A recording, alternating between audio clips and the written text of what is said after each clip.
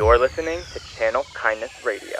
Hello, everyone, and welcome to Channel Kindness Radio. My name is Roman. My pronouns are he, him, his, and I am a member of Born This Way Foundation's advisory board. I am so excited to be joined today by Born This Way Foundation's communications and creative manager, Shadille. Shadille, would you like to introduce yourself? Thank you, Roman. Hi, everyone. My name is Shadille. My pronouns are she, her, and hers. And as Roman shared, I'm a team member at Born This Way Foundation. I started as a member of the foundation's first advisory board, and I fell in love with this work, which I'm so excited to share more about. It's lovely to join you here today, Roman. Likewise. Thank you very much. I'm so excited to be here with you today. This episode of Channel Kindness Radio is part of a series of interviews between members of Born This Way Foundation's advisory board. This episode in particular is especially special because not only is this the last episode in the series, but this conversation will be bridging 10 years of youth leadership. In our conversation today, we are going to talk about the power of letting young people lead. I love that. The power of letting young people lead. Whether you let us or not, we're going to be leading, that's for sure. But on that note, I'd love to talk about your leadership, Roman. How did you get started in your advocacy work? Thank you so much for the question. And what a great way to put it, actually. You know, I think when I think about the beginnings of my advocacy work, I have to think about starting at UNICEF, the United Nations Children's Fund. I'm a political science and economics student at Ludwig Maximilians University of Munich.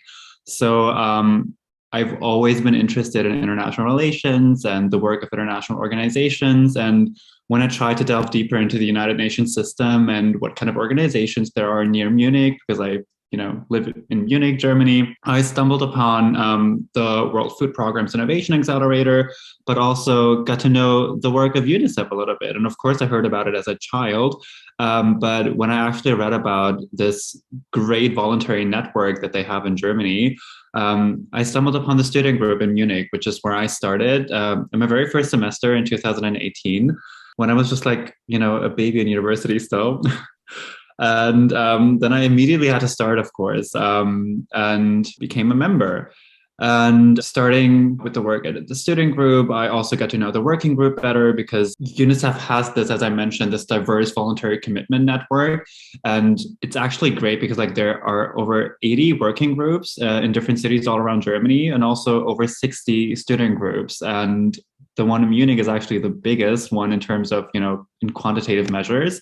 And I really loved the first year at UNICEF, which is why I wanted to delve so much deeper into the work, and also did a training in terms of a certificate and became an adult assistant overseeing UNICEF junior teams. And junior teams are, in my opinion, even so much more exciting because it's children, young people actually paving the way and doing something in their young age, which is so much more exciting than just grown-ups like us doing something and trying to stand up for them. But it's actually them standing up for each other. And the past 3.5 years have been, filled with excitement, lots of projects, and I've met people that I can now call some of my best friends ever, people who have changed my life, really.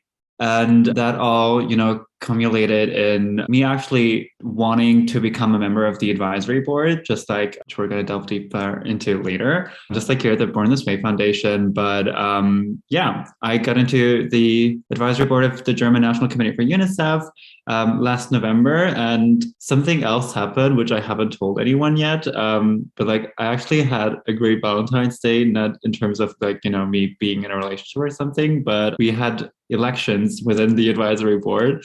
And I actually became deputy speaker of the advisory board. And through that, I am now an official member of the board of directors at UNICEF. So that happened. Wow, Roman, congratulations. To hear about the trajectory of your time at UNICEF, starting with you first getting involved and learning a bit more about the organization, them sort of inviting you into the commitment network and other facets of their work, to this new role. Congratulations. That's amazing. Thank you so much. That means the world to me. That is so kind. Also, I never would have thought that, looking back at the past 3.5 years, I never would have thought that I would one day be in that position, especially in my age, because at the end of the day, I see myself as just a 24-year-old student. But in terms of realizing what actually happened, it makes me so happy. And also, you know, I'm sure you can agree on that. Standing up for something is also like, and being a part of something for a greater good can be so fulfilling in a way. And it feels so good to be part of a greater good and be active in a way. And, you know, I'm dedicated and drawn to UNICEF on a personal level, really, because I believe in the power of children and young people worldwide to, you know, shape and bring about a more just future in a way. And for me, standing up for a kinder, fairer, and sort of braver world with UNICEF means being actively there for children worldwide, not just here in Germany, but really everywhere in the world. And listening to them and working with them is, you know, the key in actually bringing upon change, because youth really are the agents of change, because they already see the need for change themselves at various points, and they do their best every single day to bring about this change. And, you know, it's on us at the end of the day to support them in the best way possible. So in every single step of their journey, and, you know, to motivate them to keep bringing out the best in themselves. And this is really more important today than ever before. I also, you know, like in terms of being a part of this huge thing, I've always wanted my commitment to focus on the immense power of kindness. And to me, that really encapsulates hope, friendship, empathy, and a very, very large portion of courage, and to awaken that bravery in every child and to start thinking and acting globally on a local level, and, you know, sort of make the world a little bit better and to be there for each other is a clear goal of mine in my life, so to say. Thank you, Roman. I agree. And I see that your work at UNICEF and your work at Born This Way Foundation and all of the other organizations that you've dedicated your time to have shaped this. The way in which we advocate, the way in which we actively involve ourselves in our communities shapes who we are as a person and how we show up for others. And so I love your point about actively being there for someone and really supporting a young person and how they're leading in their communities through whatever issue it may be that they're focused on. And as our executive director, Maya, says, when the world is in trouble, the helpers activate. And I think that's so true. We're always activated in this work, particularly, but I feel we went into overdrive to protect and care for each other, ourselves, and our communities in the midst of the multiple overlapping pandemics. And I'm curious about what your thoughts are. That is honestly such a great way to put it. And I love this quote. And honestly, it's very true. I believe that, you know, social involvement next to school, your studies, work, and whatever it may be that is going on in your life, even a pandemic, is not something that is accidentally given. It is endogenously thriving with the help of each and every single member in a community, especially in times like these. You know, throughout the years being involved for UNICEF, we organized different fundraisers, concerts and poetry slams, nationwide workshops even, and festivals in the headquarters, and much, much more. Huge events, really, that we had the privilege of being a part of. But what I am particularly proud of, however, is the transition our student group and the voluntary commitment in general, not just here at UNICEF or like in Germany, but worldwide, it has gone through in the pandemic when all of our previous projects could not be done anymore. And when this pandemic started, really, when we all faced struggles unlike any before, it was a challenge to switch our engagement up in a way that we were still able to go on with our set goals and will and motivation. It was a total change for everyone, really. And we kind of saw it as our duty not to leave anyone in our group behind by trying to organize team events, digital social nights and hangouts, keeping in touch and letting our work adapt to current times with projects focused on mental health specifically. And I thought the best way for us to continue our work was to let us be vulnerable, really, and break barriers of things that people do not necessarily talk about or feel comfortable talking about even. So we started a mental health series called Stronger Together with the hashtag You Are Not Alone. We curated the series with topics on mental health, with, you know, the topic in general, of course, but also we wanted to give others ways to distract oneself, how to get and stay connected in times of a pandemic, really, how to deal with fears and how to feel your own feelings and kindness, because these were unprecedented times. Nobody knew how to properly react to this because there's not a manual on how to function as a human being when a pandemic is starting. So I wanted our group to be able to help others in order to bring mental health into the center by actually taking care of themselves and thus hopefully inspire others to do the same. And it honestly took a lot of strength and bravery for them to deal with said topics. And I'm still so proud of them for actually being able to go through this. And next to these IGTVs, we also created a highlight in which our members shared how they take care of themselves and their well-being to inspire others in these difficult times. And despite the pandemic, really, our community has come together stronger than ever before, really, which is not something that I particularly, could have imagined, which is why I was so happy that we actually made it through. And Maya's quote can perfectly be applied here, in my opinion. But enough really about how I started with my work in advocacy. I kind of want to hear more about you, Shadille, and how you kicked off your voluntary work advocating for a kinder and braver world. Touching upon the framework we're having this conversation in right now with Channel Kindness Radio and this generational setting of former and current youth advisors for Born This Way Foundation, you were on the very first advisory board of Born This Way Foundation. What was that like for you, really, and how did you find it? Okay, so I could hear you talk about UNICEF and your involvements all day. Please. I really loved what you shared about stronger together and the concept of peer support and just the hashtag you're not alone, reminding people that they're not alone, that we are in this together, and the importance of supporting our mental health and ourselves in this process is such an important piece. I'm so excited that that's something that your team focused on, that that's something that's important to you, and that you did it through like IGTVs and other social platforms. I feel like that's where we are. That's where the messages that we need to hear sort of should live. And it's really exciting that that's something that your group participated in. And I guess I started in the same way, just really wanting to inspire others, wanting to tell stories of hope and motivation and encouragement. And so I knew I wanted to tell stories. And I had the opportunity to join a civic engagement conference in Miami, Florida, where I'm from. And in that conference, I met Maya, our current executive director, who then was helping to inspire young people around civic engagement projects. And I felt so inspired by folks who literally handed the mic to young people. I think going back to the purpose of the conversation, the thing that centers us is the power of young leaders.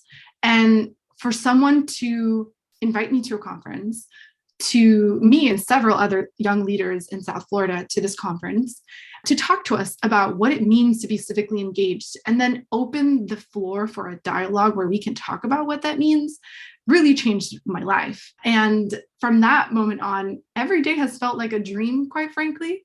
3 months after I met Maya, she sent me an application to a nonprofit that was aiming to build a kinder and braver world. And I couldn't receive much information, but I knew that the mission and the vision of this organization was something that I wanted to be a part of, and literally filled out my application that night. So I applied to Born This Way Foundation's inaugural advisory board, and I joined over 20 other young people from around the United States in participating in workshops that helped to sort of outline what this mission and vision would be for Born This Way Foundation and how we could really invite young people to join this movement. And so that was in 2012. And now 10 years later, I have the privilege of doing the same for other young people in this space and around the world. Like you, Roman, I cannot describe how much this work excites me and how much of an honor it is to hear your story and to work every day to amplify it and to build platforms with organizations and work with them to continue to highlight and honor the work that young people are doing.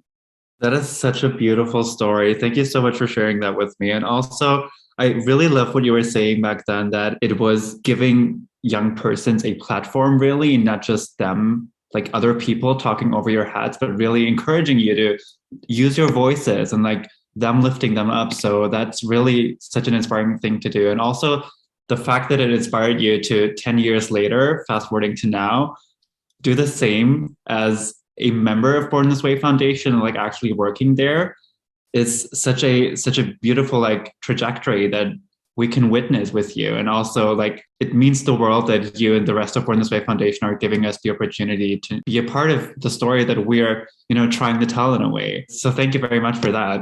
Truly, thank you, Roman. I'm especially excited because I'm thinking about how we're having this conversation just as we're about to kick off the foundation's 10th anniversary. And so, yes, we're reflecting on the past 10 years, but with you and your fellow advisory board members and all of the other young people in our community, we get to reflect on that and look ahead at the next 10 years. And I'd love to hear about your experience as an advisory board member and what finding Born This Way Foundation looked like for you. Of course, of course. The thing is that 10 years ago, like even more than 10 years ago, in the middle of 2011, I remember being on Twitter. Like I created my Twitter account like late 2011. It's inactive now. So like whoever's listening right now, don't even try to find the account because like it's not active anymore. But the thing is that I heard about Born This Way Foundation with Lady Gaga's tweets and, listening to her and Cynthia Germanotta, the co-founder of Born This Way Foundation, talk about how important it is to, help young people and end bullying and spread kindness throughout the country, not just the country, but like the world really. And I was so excited when I saw the announcement of this foundation because like back then I was only, 13 years old still. And I didn't really know much about mental health. Of course, it affected me back then. I just didn't know it yet, of course. But reading about it made me feel, listened to in a way, and like somebody was actually trying to give me and other young people a platform really. And ever since then I really followed everything with Born This Way Foundation from the official launch in 2012, and also I still know the Born Brave buzz that accompanied her on her tour with Born This Way Ball. And also, I remember like one of the best memories that I have like following Born This Way Foundation was the Emotion Revolution Summit at Yale University with the hashtag I am not just, and also the current Be Kind 21 campaign. And I'm also subscribed to the newsletter. It's like I've followed this organization for the past 10 years, and I never would have thought that one day I could actually be a part of it. And when I saw the tweet and also read the newsletter, of course, that they were trying to find the first ever global advisory board that it's being launched, I was thrilled. And, I had to jump on this opportunity really, because I decidedly wanted to be able to properly and positively contribute to change in my environment early on, really, from my family and friends and social circles and academia with university or social involvements through voluntary engagement. And no matter where, I always want to be able to leave a mark, really, and help bring forward and foster an environment in which everyone can thrive and live to their fullest potential, really, through what I truly consider the power of kindness and social awareness, as well as reflection. And I believe the work of Born This Way Foundation perfectly encapsulates values that resonate with me on a level that cannot even be put into proper words to me on a very like emotional level. And as such, I see a definite factor of reciprocity and reciprocal benefits for both Born This Way Foundation and the advisory board in serving even like 10 years into the story that we're writing right now, in serving as ambassadors of shared values on a collectively shared mission. And it honestly is a privilege to be working with you and the other members of Born This Way Foundation in that context and to be a part of such change. And something that's always been important to me is that I want things to have a real message whenever we're doing something. And I want us to be able to look back and say, we did that and we can be proud of ourselves. And our mission there really is a strong context to the content we're providing and a lesson to be learned, not just for us, but for everyone we're reaching out to in a way. Rowan, I have chills. Hearing you reflect on those milestones and thinking back to the different things that were happening at those times for the foundation, it brings me so much joy. And I think similar to how what you said, like it's so hard to put into words because we can feel so emotional about it, and reflecting on how our team was helpful in putting together the Emotion Revolution. And that's something that you from all the way in Munich were able to experience and be a part of. And through that channel joined more of this conversation that we're building. It is such a beautiful thing to know. I didn't know that was something you were part of in that way. And it's so beautiful to hear. And I reflect a lot on how our team really focuses on those messages that you're talking about. We're so intentional about the messages that we put out into the world and how we talk about our work, and also in taking care of ourselves in the process. I think there's a lot to say for folks who work in this space, and in terms of how we care for ourselves. Back to the quote, where it can feel like when the world is in peril, the helpers are putting our hats on and ready to, go on out and face what can feel so scary, with that bravery and that courage that you were talking about before. And so to really take a moment along the process and say, I need to care for myself. I'm sharing these messages with the world, and I also need to practice these things that I'm saying. And for me, that was and continues to be something that I work through. I'll be honest, it isn't always perfect, my self-care practice. But along the way, I learned that if I have a toolbox, if I have a metaphorical and sometimes physical toolbox where I can say, I'm not feeling okay today, or having read this devastating fact that I have to read for work, for example, has really got me a bit down. Or when I'm feeling like I really need help and the support that I need is at the level of a professional, then I know that for the former, I can reach out to my friends and my family who are very much aware of the work that I do and the impact it has. And for me, the more extreme aspects, I am grateful to go to professional support and to have access to that. And I know that the support that we seek for ourselves is anywhere in between this immediate sort of having someone there or having a community. And that's so important. I encourage anyone who's listening to seek communities that help support you, whether that's on your social media accounts, whether that's at Channel Kindness, or physically and in person, if that's available to you.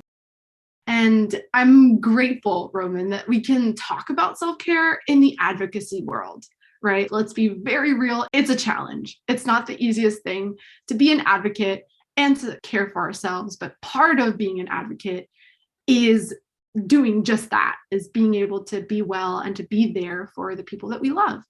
And I'd love to hear a little bit more about what you're doing and how your work centered around helping others inspires you. First of all, thank you so much for being so vulnerable. And I really do believe that your vulnerability will inspire others to, take a closer look at themselves and their situation. And honestly, it just means the world that you're sharing your story with us, and not just with me, but like with anybody that's listening right now. So thank you so much for that, first of all. And it's very true. It really is difficult to practice what you preach all the time. And I also commend you for being so honest with me about this, but I totally get it. And I feel the same way, really. And it really is a very good question on how one tries to still take care for themselves and amidst such important work and amidst everything that is going on in their lives. And what I love is that each person will have their own way of answering this, really. To me, personally, it has to do with things that I do for myself, for once, and things I do for others.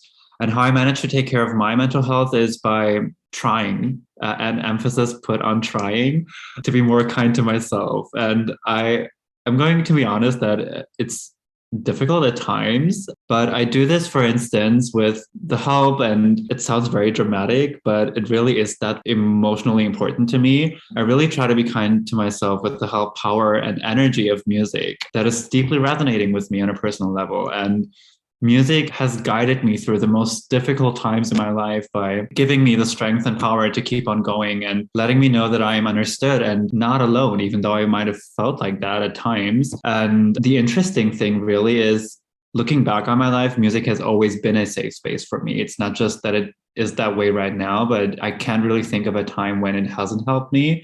And I've had this weird sense of safety whenever I listen to it. And I just knew it, but I never could make any sense of it. But throughout the past 24 years of my life, this therapeutic turn to music just grew stronger in a way. And I remember in 2020, in the height of the pandemic, right in the middle of it, Gaga released Chromatica, really in the middle of the pandemic.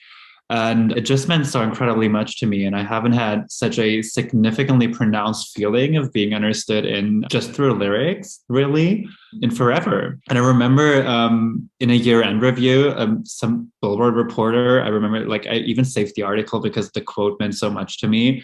He said something like, you know, pop supreme shapeshifter has created something rarer than ever before, and like try to compare it to her past work, and that the album and music was a world where she doesn't have to explain herself. And that is when, you know, I could make sense of it. And when I knew what music has always provided for me, when I read that sentence, and I actually get chills, and like I still get chills thinking about that one sentence, because one of the main anchors in my life, if not the anchor that keeps me grounded, really has been music. And of course, Munich, which I'm saying right now, but yeah, music.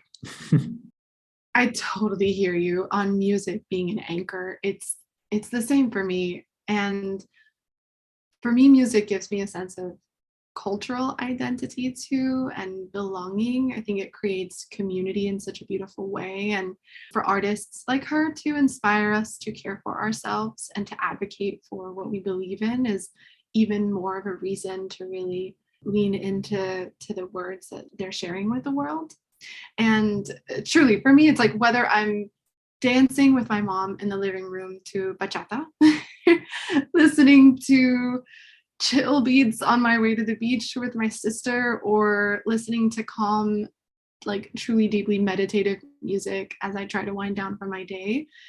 All of those are, for me, points of anchors throughout the day that help center me and center the work that I do so that I can be there for others and to the best of my abilities. And I liked your note on vulnerability, really. Vulnerability is a source for me of innovation, creativity, bravery, and it's really great to be able to talk about this with you. And I cannot wait to hear what other folks who are tuning in think of this conversation. It's truly a conversation between you and I, and we're opening that door and opening the mics so that everyone else can share with us how they are both advocating for this kinder and braver world while taking care of ourselves. We cannot forget the self-care aspect of the work that we do. And Roman, it's been such a wonderful conversation. I'm so glad we got to share some of our stories and learn from each other. I feel like I could definitely learn more from you. That's for sure. I want to hear more about UNICEF and your new role. And I'm so grateful that you invited me to this conversation, that we get to talk with each other. And to anyone who's listening, thank you. Thank you so much for tuning in, for leaning into this conversation with us. And for more stories about kindness and bravery, go to channelkindness.org and follow us on social media at Channel Kindness. You're listening to Channel Kindness Radio.